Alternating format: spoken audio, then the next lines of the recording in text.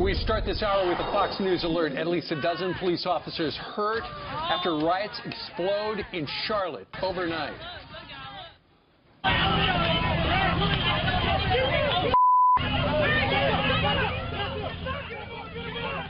Disturbing video showing an officer hit in the head with a brick. Looters setting fires and storming stores, all after police shot and killed a man that they say aimed a gun at them. Yep, there's a lot to this story. That's not even the person they were looking for. Abby Huntsman is here live with the breaking details unfolding.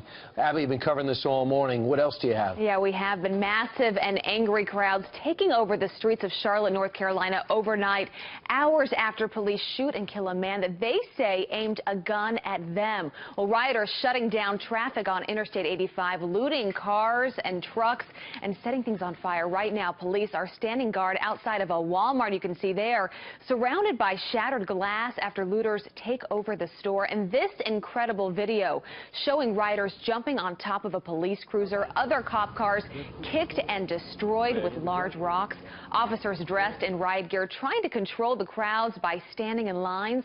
But as the night escalated, they were forced to deploy tear gas. At least 12 officers are hurt, including that one that we showed you earlier, who was hit in the face with a brick. A reporter also hurt in that chaos. The protests breaking out hours after police shot and killed 43-year-old Keith Scott. Officers were looking for another man when they saw Scott get out of his car holding a gun. Police say he was a threat, but Scott's sister claims he is disabled and was just waiting for his son to come home from school. They jumped out their truck. They said, hands up. He got a gun. He got a gun. Pow, pow, pow, pow. That's it. He had no gun.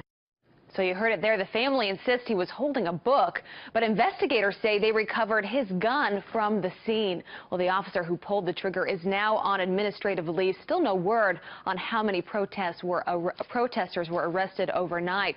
But as you know, that town in Charlotte, you guys, is normally very peaceful. Absolutely. It just takes an incident like this to ignite things. Thank you very much, Abby. To the best of our knowledge, to the best of our knowledge, there is no video that we have seen yet to show, one side says there was a gun, the other side there was no gun. We have not seen any video to show definitively what happened. Yeah, and that wasn't the guy they were looking for anyway. And on top of that, you looked at what happened the day before in Tulsa.